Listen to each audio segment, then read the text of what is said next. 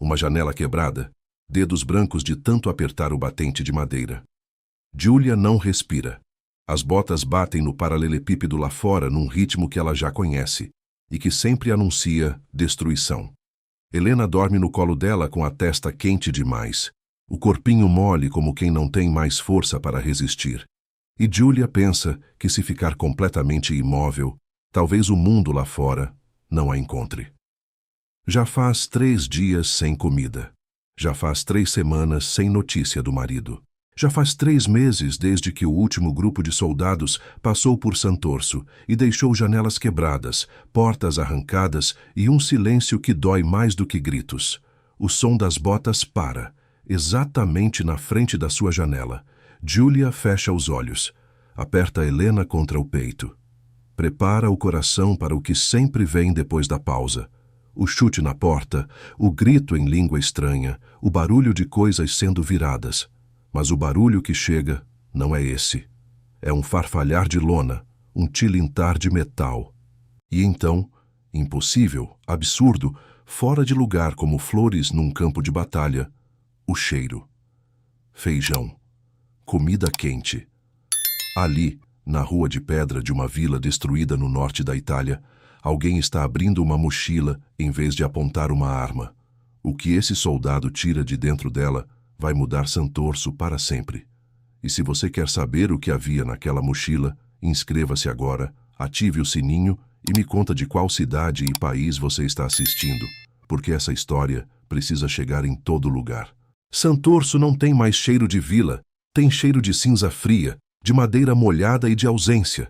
Esse odor específico que os lugares adquirem quando as pessoas param de cozinhar, param de lavar roupa, param de viver em voz alta. As casas ainda estão de pé, a maioria delas, mas estão de pé sem vida dentro.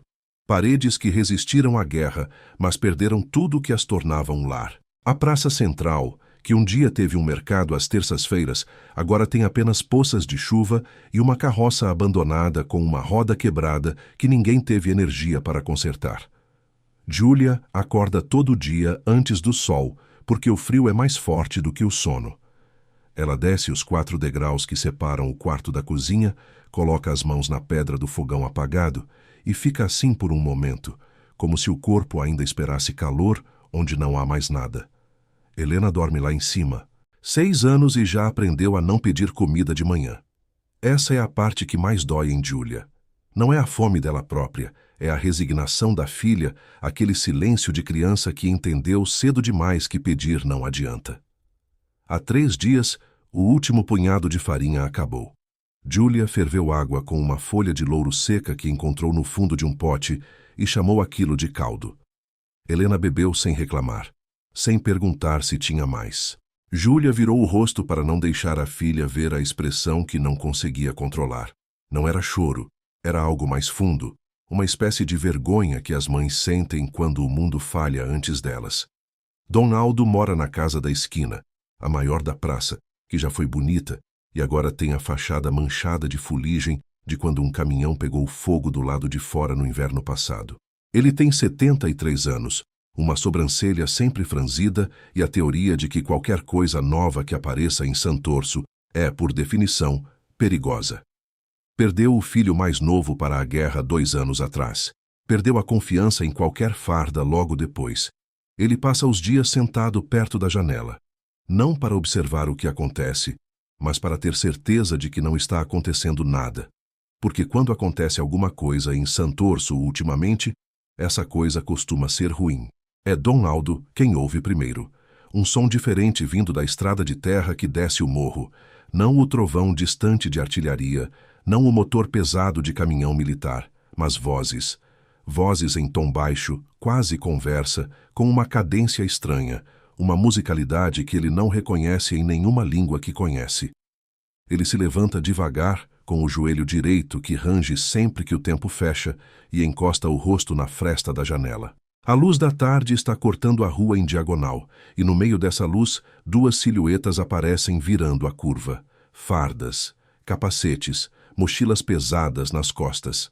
Donaldo recua um passo. O coração bate mais rápido do que deveria num homem de 73 anos, e ele sabe disso e não consegue fazer nada a respeito. Ele bate com o cabo da bengala 3 vezes no assoalho. O sinal combinado com a vizinha Marta, que combinou com Julia, que combinou com os outros 7 moradores que ainda restam em Santorso. O sinal que significa some. Agora. Julia ouve as 3 batidas e já está de pé antes de processar o pensamento. Sobe a escada, pega a Helena nos braços sem explicação. Helena não pede explicação, já aprendeu esse ritual também, e vai para o canto do quarto que fica mais longe da janela, atrás do guarda-roupa de madeira escura que pertenceu à mãe dela e que é pesado demais para qualquer soldado ter paciência de mover. Ela aperta a filha. Helena aperta de volta. As duas ficam quietas como se o silêncio fosse uma proteção física, como se o ar parado ao redor delas pudesse torná-las invisíveis. Na rua, as botas continuam. Param. Recomeçam. Param de novo. Dessa vez por mais tempo. Julia conta os segundos sem querer. Uma compulsão que desenvolveu nos últimos meses, como se numerar o tempo de alguma forma o tornasse mais controlável. Chega até 47 antes de ouvir o barulho novo. Não é o chute que esperava. Não é a voz grossa ordenando em alemão. É um baque mole de algo pesado sendo pousado no chão com cuidado, como quem não quer fazer barulho, como quem não quer assustar ninguém. Donaldo, de volta à fresta, vê os 2 soldados de joelhos na calçada, as mochilas abertas à frente deles. Um deles, jovem demais para estar numa guerra, com uma cicatriz fina no queixo e expressão de alguém que dormiu mal nos últimos 30 dias, está mexendo dentro da mochila com a concentração de quem procura algo específico, algo que trouxe com intenção. O outro está de pé, olhando para os lados com a mão na altura do cinto, não na arma, mas perto, vigilante, não ameaçador. Donaldo não entende a diferença ainda. Para ele, soldado é soldado. Mas então, uma criança aparece. Pietro, 5 anos, filho de Marta, que deveria estar escondido e não está porque crianças de 5 anos não entendem completamente o conceito de esconder. Ele para no meio da rua com aquela imobilidade de criança que congelou de susto e não sabe se foge ou fica. O soldado jovem, Antônio, que Julia ainda não sabe que se chama Antônio, vira o rosto na direção da criança. E faz uma coisa que Donaldo, em 73 anos de vida e 2 de guerra, nunca viu um soldado fazer diante de um civil. Ele sorri, devagar, como quem não quer assustar, como quem está tão acostumado a assustar que agora faz questão de fazer o movimento contrário. Donaldo fica parado na fresta por um longo tempo depois disso, tentando encaixar o que viu numa categoria que conhece. Não consegue. Soldados não sorriem assim. Soldados não se ajoelham. Soldados não abrem mochilas no meio de praças destruídas com aquele cuidado de quem está preparando uma mesa e não uma armadilha. Ele tenta se convencer de que é exatamente isso, uma armadilha. Mas então o vento muda de direção e o cheiro chega até a fresta da janela e Donaldo fecha os olhos por um segundo porque o cheiro é de feijão cozido e ele não sente esse cheiro há tanto tempo que o corpo reage antes da desconfiança. Antônio não fala italiano.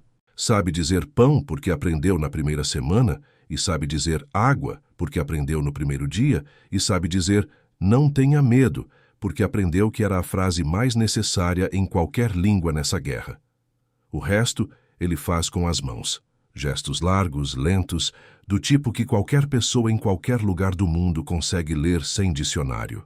Ele se ajoelha na calçada, abre a mochila com cuidado e fica assim.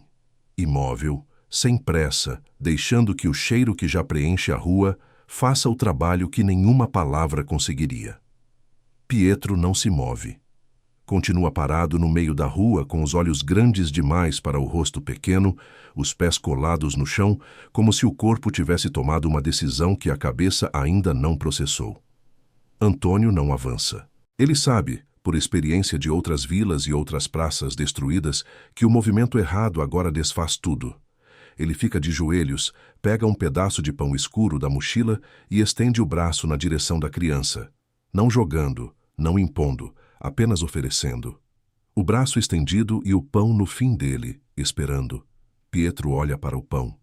Olha para Antônio. olha para o pão de novo. Dá um passo. Só um. E é nesse momento que a porta da casa de Marta se abre com força e ela aparece na soleira. 38 anos. Cabelo preso às pressas. Expressão de mãe que localizou o filho no lugar errado. Ela atravessa a rua em 4 passos, agarra Pietro pelo braço e o puxa de volta com uma força que a fome deveria ter tirado, mas não tirou. Antônio não recua. Não muda a expressão. Abaixa o braço devagar e pousa o pão no chão, bem no meio da rua, no espaço entre ele e Marta. E fica olhando para ela com uma calma que não é indiferença, é paciência, o tipo que se aprende quando não há mais pressa para nada. Marta segura Pietro contra o corpo e não tira os olhos de Antônio. Ele não tira os olhos dela. Por uns 10 segundos, a rua inteira parece suspensa, sem vento, sem barulho, sem movimento. Então o sargento Braga, que estava de pé alguns metros atrás observando a rua, dá 2 passos para frente e fala em português com uma voz baixa, quase suave, apenas para Antônio ouvir. Deixa o pão ali e vai tirando o resto devagar. Antônio obedece. Tira o toucinho embrulhado em pano. Pousa do lado do pão. Empurra o cantil já aberto para o centro. Organiza tudo com o cuidado de quem está montando uma mesa, não rendendo uma cidade. É Júlia quem desce primeiro. Não foi uma decisão racional. Foi o cheiro, e foi Helena. Porque Helena acordou com a movimentação, desceu atrás da mãe sem avisar e apareceu na porta da rua antes que Júlia pudesse segurá-la. E quando Júlia viu a filha na soleira, foi atrás. Simples assim. O medo continuava lá, inteiro. Mas o instinto de mãe é mais rápido do que o medo.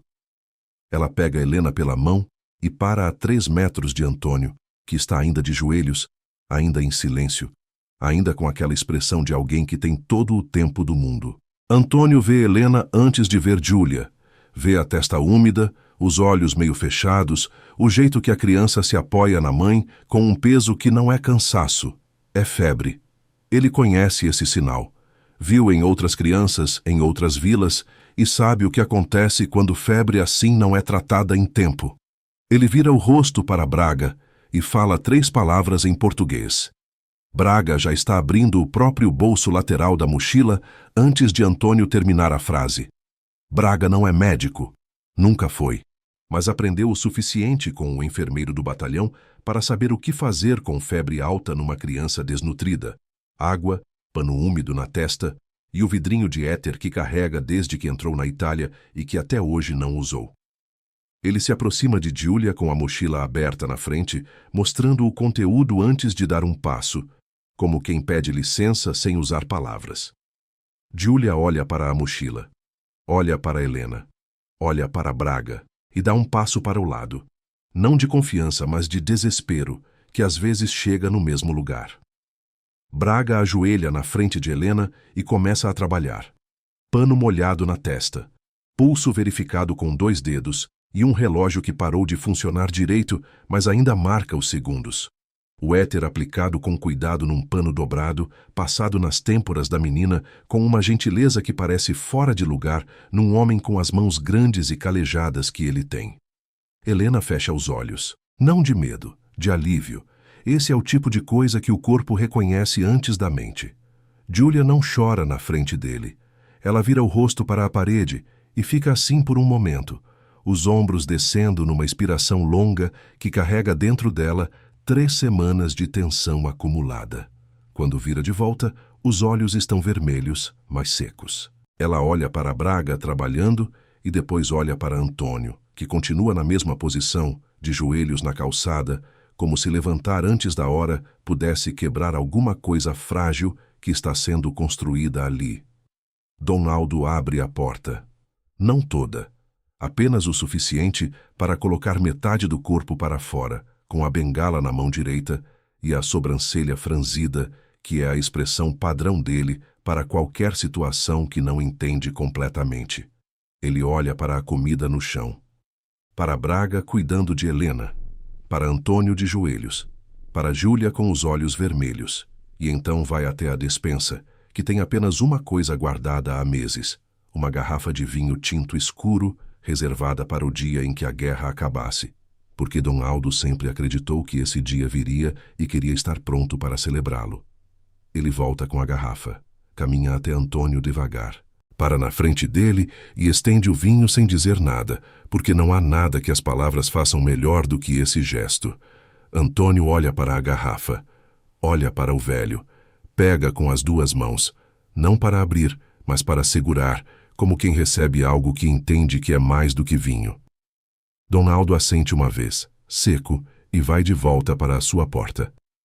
Mas desta vez não fecha. Fica ali, de pé na soleira, olhando para a rua com a sobrancelha um pouco menos franzida do que antes. Antônio não sabe que do outro lado da vila, num porão escuro que cheira a terra úmida e ferrugem, alguém também está observando. Alguém que está armado. Alguém que passou os últimos 4 dias sozinho com a raiva e o medo se revezando dentro dele.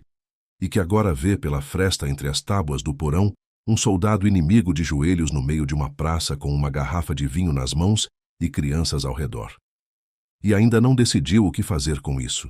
O nome dele é Kruger, 31 anos, cabelo loiro cortado rente, uma bala alojada na parte de baixo da coxa direita desde há 4 dias que ele não consegue tirar e que dói de um jeito constante e surdo que já virou parte do silêncio do porão. Ele não sabe exatamente onde está. Sabe que é uma vila italiana. Sabe que os seus recuaram sem avisar. Sabe que ficou para trás num movimento que ninguém explicou e que ele parou de tentar entender. O que ele sabe com clareza é que tem uma pistola com 5 balas, um cantil vazio e uma raiva que não é coragem, mas que funciona como coragem quando necessário. Ele passou os primeiros 2 dias esperando que alguém voltasse buscá-lo. No 3º dia, parou de esperar. No 4º dia, começou a planejar como sair dali sem ser visto, mas a perna não coopera, e cada vez que tenta colocar peso sobre ela, o mundo escurece nas bordas. Então, ele fica. Observa pelas frestas. Conta os moradores. Aprende a rotina do lugar, que é quase nenhuma rotina, porque Santorso é uma vila que parou de ter rotina. Até que os 2 soldados aparecem e Kruger para de planejar a saída e começa a planejar outra coisa. Ele reconhece as fardas como brasileiras. Sabe o suficiente sobre a campanha italiana para saber que os brasileiros chegaram pelo sul e que onde há 2, há mais. Isso significa que a janela para sair está fechando. Isso significa que cada hora que passa dentro desse porão é uma hora a mais de risco. E isso significa que os 2 homens na praça, um deles de joelhos com uma garrafa de vinho nas mãos, cercado de civis que deveriam estar com medo e não estão, são ao mesmo tempo um obstáculo e uma oportunidade. Kruger observa por mais 20 minutos antes de tomar a decisão. Quando toma, é definitiva. A noite chega rápido nessa época do ano. Santorso some na escuridão em camadas. Primeiro as cores, depois os contornos, depois tudo. Antônio e Braga montam acampamento improvisado no canto da praça, perto da carroça com a roda quebrada, porque avançar à noite sem reconhecimento não é coragem, é imprudência, e os 2 sabem a diferença. Braga dorme em turnos de 2 horas. Antônio fica acordado na primeira vigia, encostado na roda da carroça, com a espingarda no colo e a garrafa de vinho de Dom Aldo do lado, que ele não abriu porque guardou para dividir quando houvesse razão de celebrar. É quase meia-noite quando Antônio ouve o arrasto. Um som pequeno, irregular, de alguém que está se movendo com dificuldade numa viela lateral. Não os passos limpos de quem caminha normal, mas o ritmo quebrado de quem está poupando uma perna. Ele não acorda Braga. Pega a espingarda, levanta devagar e segue o som com os ombros baixos e os passos curtos, colado na parede de pedra que ainda guarda um pouco do calor do dia. A viela é estreita, escura, cheira a pedra molhada. No fim dela, uma sombra para. Kruger e Antônio ficam frente a frente, a menos de 4 metros de distância. A pistola de Kruger está levantada. A espingarda de Antônio está levantada. Os 2 homens respiram ao mesmo tempo, fora de sincronia, e o barulho das 2 respirações é a única coisa que existe naquele beco por um momento que dura mais do que deveria. Kruger tem 5 balas e uma perna que não funciona, e 4 dias de solidão e raiva acumulada. Antônio tem 22 anos e uma cicatriz fina no queixo e a memória recente de Helena com febre sendo tratada no meio de uma praça enquanto o mundo continuava destruído ao redor. Nenhum dos dois atira. Não é hesitação. É aquela fração de segundo em que o corpo sabe de alguma coisa que a mente ainda está processando. Kruger vê um soldado jovem sem expressão de ódio. Antônio vê um homem com uma perna destroçada que está de pé por pura teimosia. Dois homens que a guerra colocou em lados opostos de uma viela escura numa vila que nenhum dos dois escolheu estar. Kruger pressiona o dedo no gatilho sem apertar. O gesto de quem está lembrando a si mesmo que pode, não de quem está decidindo que vai. Antônio abaixa a espingarda primeiro. Não toda. Apoia a coronha no chão, mas mantém a mão no cano, a distância de um segundo de volta. E com a mão livre, vai à mochila que carrega nas costas. Devagar, sem tirar os olhos de Kruger. Abre o compartimento lateral com 2 dedos e tira o último pedaço de pão que sobrou, o que havia guardado sem saber exatamente por quê. Aquela reserva instintiva que soldados desenvolvem não por estratégia, mas por hábito. Ele coloca o pão no chão de pedra entre os dois e recua meio passo. Kruger olha para o pão, depois para Antônio, depois para o pão de novo. Na esquina da viela, Donaldo aparece sem fazer barulho. Saiu de casa porque ouviu o arrasto e porque 73 anos ensinam que certos sons noturnos precisam de testemunha. Ele fica parado na esquina sem falar, sem se mover, com a bengala na mão e os olhos indo de um homem para o outro. 3 pessoas num beco escuro, uma pistola levantada, um pedaço de pão no chão entre 2 inimigos e o silêncio pesado de uma decisão que ainda não foi tomada. Kruger abaixa a pistola 3 centímetros, depois mais 3. O braço desce devagar, como se estivesse sendo puxado por um peso que cresceu de repente. Ele olha para o pão outra vez, e dessa vez o olhar é diferente. Não é avaliação, é reconhecimento. O olhar de alguém que também não come há dias e que o corpo está traindo a cabeça nesse momento específico. Ele abaixa o braço completamente. A pistola aponta para o chão, e Kruger se curva, com a perna boa dobrada e a perna ruim esticada para o lado, e pega o pão com a mão que ainda segurava a arma. Ele come em silêncio. Antônio observa em silêncio. Donaldo testemunha em silêncio. Quando Kruger termina, levanta a cabeça e olha para Antônio por um longo momento. Então faz uma coisa que nenhuma ordem militar, nenhum treinamento, nenhuma doutrina de guerra prevê. Coloca a pistola no chão de pedra, empurra com o pé na direção de Antônio e levanta as 2 mãos abertas. Não é derrota, é uma escolha. A diferença entre as 2 coisas é enorme. E os 3 homens naquela viela entendem isso sem precisar de palavras em nenhuma língua. Antônio pega a pistola do chão, olha para Kruger, vira o rosto para Donaldo, que assente uma única vez, o mesmo aceno seco de antes, de quem reconhece quando algo importante acabou de acontecer. Antônio guarda a pistola no cinto e estende a mão livre para Kruger, que ainda está meio abaixado, a perna ruim tremendo de esforço. Kruger olha para a mão estendida por um segundo. Depois a agarra, e Antônio puxa, com os 2 braços com o peso do corpo jogado para trás, até Kruger estar de pé, apoiado no ombro do homem que há 30 segundos estava do lado errado de uma espingarda. Os 2 saem da viela juntos, no ritmo lento que a perna de Kruger impõe, enquanto Santorso dorme ao redor deles. A guerra naquele beco de pedra acabou antes do comunicado oficial.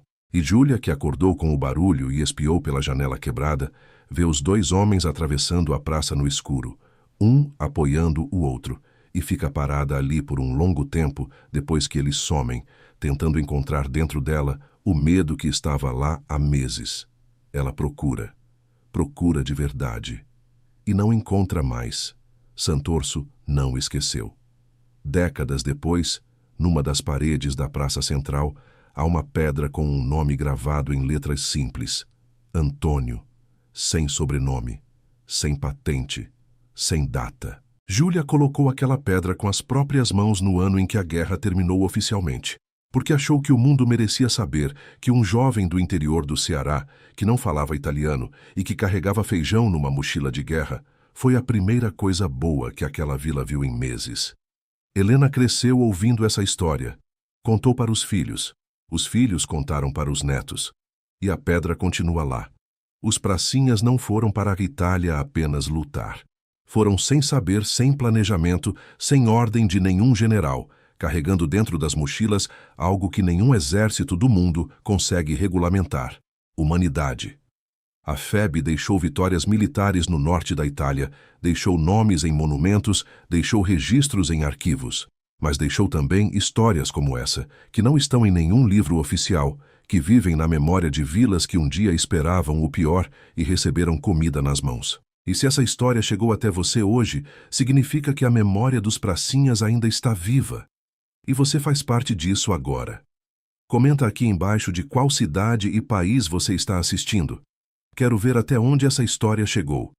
Se inscreva no canal, ative o sininho para não perder nenhum vídeo e compartilha com alguém que precisa conhecer os pracinhas brasileiros. E por falar em conhecer, no comentário fixado aqui embaixo, você encontra nosso conteúdo escrito, com ainda mais histórias que não cabem em vídeo. Entra lá, vale cada segundo. Os pracinhas merecem ser lembrados, e você pode ajudar a manter essa memória viva.